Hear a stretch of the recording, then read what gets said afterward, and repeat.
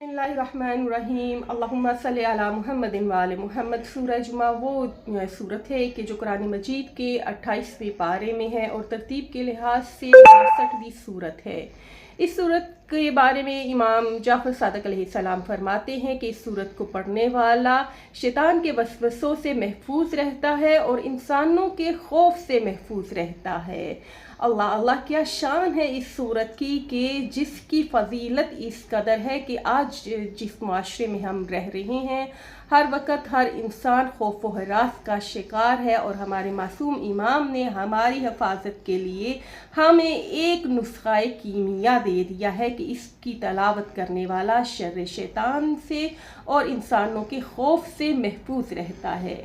इस सूरत की आखिरी आयत की शान नज़ूल के बारे में जनाब जाबर रवायत करते हैं कि इस सूरत की आखिरी जो आयत हैं इनका शान नज़ूल ये है कि मदीना में एक तजारती काफ़िला आया जब रसूल खुदा सल्लल्लाहु अलैहि वसल्लम जुमा की नमाज़ पढ़ा रहे थे। तमाम मुसलमान नमाज को छोड़ के उस काफ़िले के करीब चले गए सवाए हम 12 अफराद के। जनाब जाबर कहते हैं कि उन 12 अफराद में शामिल हस्तियाँ मौलाए कायनात अली इब्न अबी तालिब, खातून जन्नत जनाब सैयदा दुख्तर रसूल खुदा सल्लल्लाहु अलैहि वसल्लम और नवासाए मौला रसूल खुदा सल्लल्लाहु अलैहि वसल्लम मौला हसन और मौला हुसैन अलैहिस्सलाम मौजूद थे।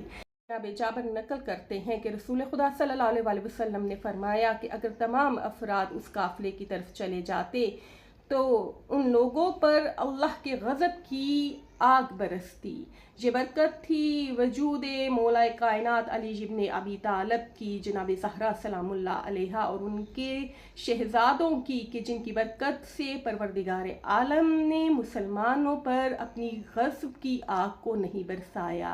परवरदिगार आलम से दुआ है कि हमें हकीकी मायनों में मुहिब्बान मुहम्मद व आले मुहम्मद बनने की तौफीक अता फरमाए। अल्लाहुम्मा सल्लि अला मुहम्मदिन व आले मुहम्मद वाजिल फरजहुम व सहलन मखरजहुम।